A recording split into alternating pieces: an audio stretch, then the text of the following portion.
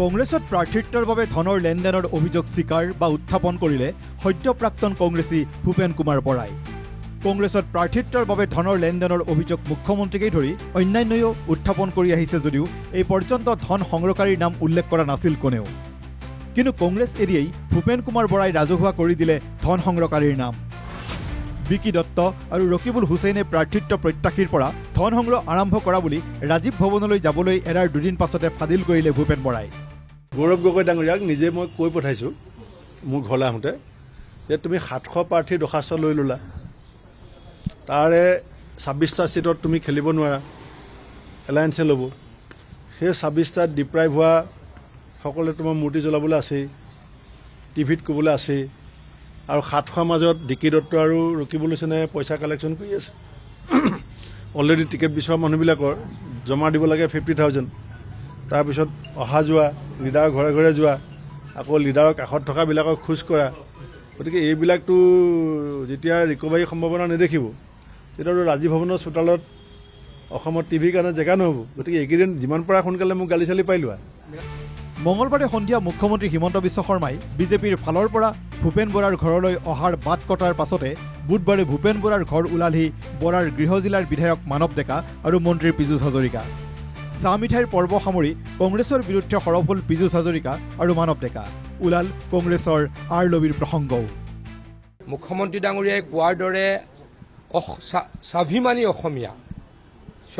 অসমীয়াই কংগ্ৰেছ আৰু কোনোৱে নকৰিব।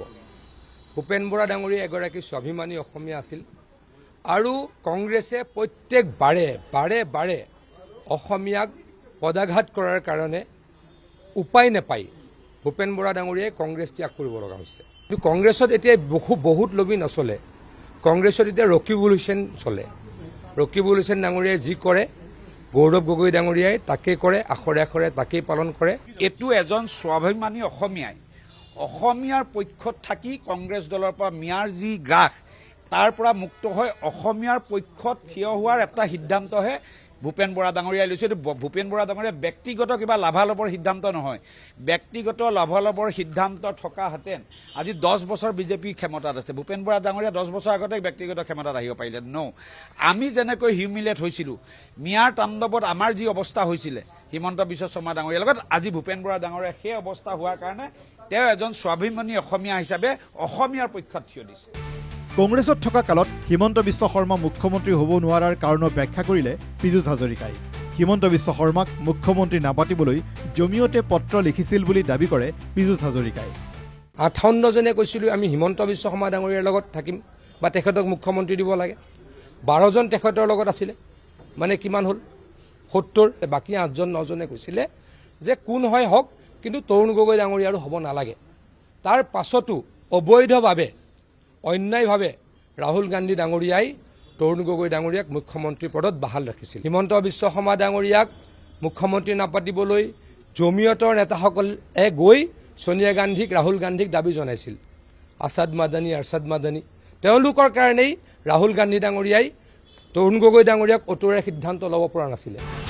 ইপিনে 50 কোটি টকাৰ প্ৰলোভন গ্ৰহণ কৰি বিজেপিত যোগদান কৰা অভিযোগ সংক্ৰান্তত ভূপেন কুমাৰ বৰাই কয় যে সেই টকা পালে ৰাজহুৱাকৈ তেওঁ গ্ৰহণ কৰিব আৰু সেই ধনেৰে পিতৃৰ নামত এখন ষ্টেডিয়াম সজাব বুলি কয় ভূপেন বৰাই।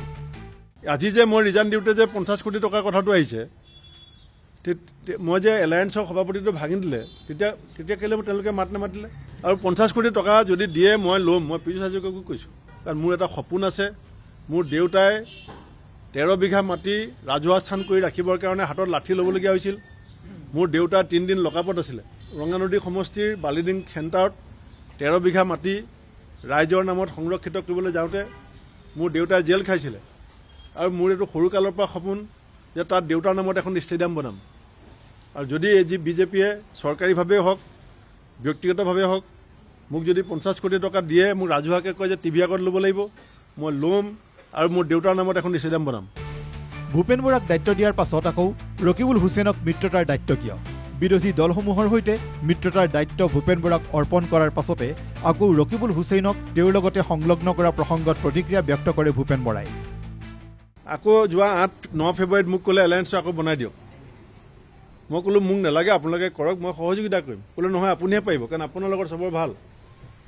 হ'ব মই বনাই দিম বুলি ক'লোঁ পাৰ্টি সিদ্ধান্ত ৰাতিটোৰ ভিতৰত 48 ঘণ্টাৰ পাছত ৰকিবুল হাছানৰ নামটো ক'ৰ পৰা আহিলে তাৰমানে দলটো মই যে কৈছোঁ APCC R অসমৰ 6জন নেতাই ক'লে এলায়েন্স নালাগে ARDFৰ লগত এলায়েন্স হৈ গ'ল গড় হত্যাকাৰীক টিকেট কাটিব লাগে বুলি সেই সময়ৰ AICC general secretary in charge Veerappa মৈলীয়ে ভুৱনেশ্বৰ কলিতা ডাঙৰীয়াক কৈছিলে নাই সোধক ৰকিবুলৰ টিকেটটো কাটি দিলে কংগ্ৰেছ চৰকাৰ হোৱাৰ সম্ভাৱনা থাকিব এই বুলি বীৰপ্পা মৈলীয়ে ভুৱনেশ্বৰ কলিতা ডাঙৰীয়া জীয়াই আছে বীৰপ্পা মৈলী জীয়াই আছে কৈছে নাই সোধক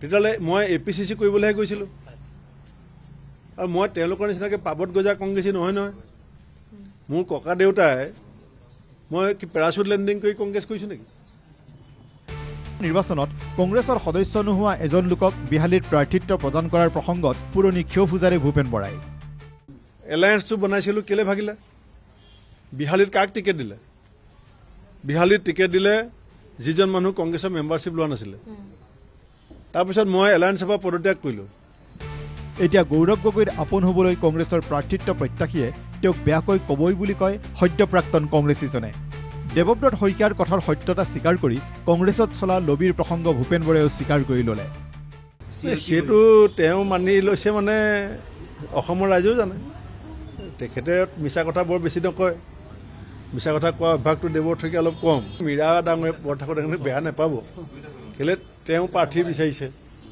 এতিয়া যোনেই কংগ্ৰেছৰ টিকেট বিচাৰিব বা যোনেই কংগ্ৰেছৰ বিষয়বাবত থাকিব বিচাৰিব যিখিনি মানে মোৰ লগত 32 বছৰ কাম কৰিছে তেওঁলোকৰ অগ্নি পৰীক্ষা কি হ'ব এতিয়া ৰামচন্দ্ৰই ভগৱান ৰামচন্দ্ৰই সীতাক জুইত ভৰাই দিছিলে জুইত ভৰাৰ পাছত কৈছিলে যে মা সীতা পবিত্ৰ হৈ আছে এতিয়া কংগ্ৰেছত পবিত্ৰতাৰ পৰীক্ষা আৰম্ভ হৈছে আৰু পবিত্ৰতাৰ পৰীক্ষাটো হৈছে ভূপেন বৰাক কোনে কিমান বেয়াকৈ ক'ব পাৰিব যদি চবতছে বেয়াকৈ কয় তেওঁ চবতছে গৌৰৱ গগৈ খাচ হ'ব অলপ কমকৈ বেয়াকৈ ক'লে দেৱব্ৰত শইকীয়াটো অলপ কমকৈ কৈছে বুলি ভাবিছোঁ বেছিকৈ ক'লেহে খাচ হ'ব পাৰিব আনহাতে সভাপতি হৈ থাকোঁতেও প্ৰকৃত মৰ্যাদা নোপোৱা বুলি আক্ষেপ কৰে ভূপেন বৰাই হাইস্কুলৰ শিক্ষকৰ পুত্ৰ APCCৰ সভাপতি হোৱাটো তেওঁলোকে সহ্য কৰিব নোৱাৰে বুলি গৌৰৱ গগৈলৈ আঙুৱালে বৰাই MV স্কুলৰ হেডমাষ্টাৰৰ ল'ৰা APCC প্ৰেচিডেণ্ট হ'ব সেইটো তেওঁলোকে সহ্য কৰিব নোৱাৰে কাৰণ তেওঁলোক মন্ত্ৰী মুখ্যমন্ত্ৰী ল'ৰা তেওঁলোকে মোক সভাপতি মহোদয় বুলি নকয় মোৰ নাম কাঢ়ি মাতে